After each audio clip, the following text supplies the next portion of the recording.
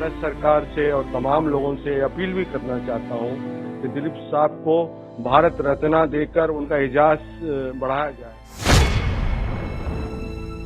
Conference में भी आए और शेर शायरी शेर भी पढ़े। हमारे मियाँ हम आए हुए हैं, सिद्दीकी साहब आए बोले तो सेट पे से उन्होंने टाइम लेके उठ के आके बाहर आके मिलते थे।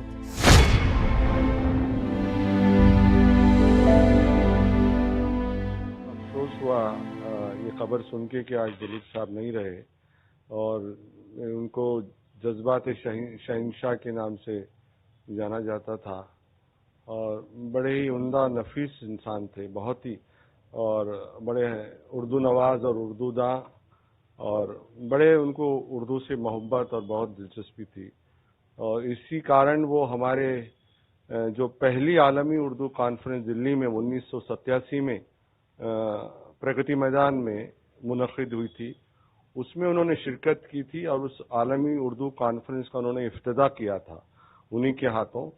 और उसमें दुनिया भर से तमाम शोहरा और अदीब सब उसमें शामिल हुए थे और जिसमें राजीव गांधी भी थे उस कॉन्फ्रेंस में। लेकिन हमारे वालिद साहब ने कहा कि भाई नहीं, उर्दू की कॉन्फ्रेंस है तो मैं किसी प्रधानमंत्री या किसी मिनिस्टर से नहीं कराऊंगा इसका इफ्तिदा, मैं सिर्फ दिलीप साहब से ही कराऊंगा।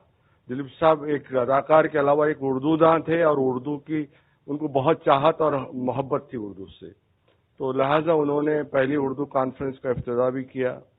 फिर जब वालिद साहब ने और हमारे वालिद साहब के जो मोहम्मद यूनुस साहब के आदिल शहरियार साहब, उन्होंने एक उर्दू कंप्यूटर जो टाइपोग्राफी जो टाइपिंग है उसके फॉर्म्स उन्होंने डेवलप किए थे, तो उसका जो रस्म इजरा जो इनाग्रेशन था वो हैदराबाद में रविंद्र भारती थिएटर में 1989 में उसका इफ्तिदा अमल में आया, जिसमें दिलीप साहब ने उसका इफ्तिदा किया। उसके अंदर सरदार जाफरी साहब, अली सरदार जाफरी साहब, अख्तरुल ईमान और मणिशंकर अय्यर, गोपी चंद नारंग, इन तमाम हजरात ने उसमें शिरकत की थी और बड़ी उर्दू की बड़ी तारीखी उन्होंने तकरीर उस वक्त में की थी और बहुत ही उम्दा उन्होंने उर्दू ज़बान की जो सूरत हाल है मौजूदा दौर में उसका मंजर पेश किया था, उसके बारे में उन्होंने बहुत सारी चीज़ों पर रोशनी डाली थी।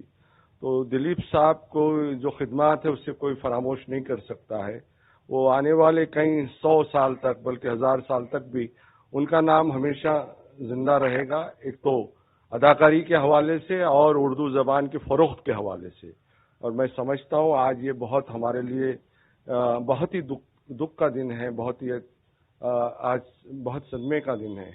और मैं भारत सरकार से और तमाम लोगों से अपील भी करना चाहता हूँ कि दिलीप साहब को भारत रत्न देकर उनका एजाज बढ़ाया जाए। उनको उनके लिए सही खराज अकीदत होगी अगर उनको भारत रत्न दिया जाए। और आलमी उर्दू कॉन्फ्रेंस का फंक्शन वो भी जलसा अटेंड करे। शायरा बानो के साथ आए, नसीम जान के साथ आए, तलत महमूद आए, बहुत सारे स्टार आए पुराने। और आलमी उर्दू कॉन्फ्रेंस का पहला जलसा था वो, और बॉम्बे में ज़माने तक रहे।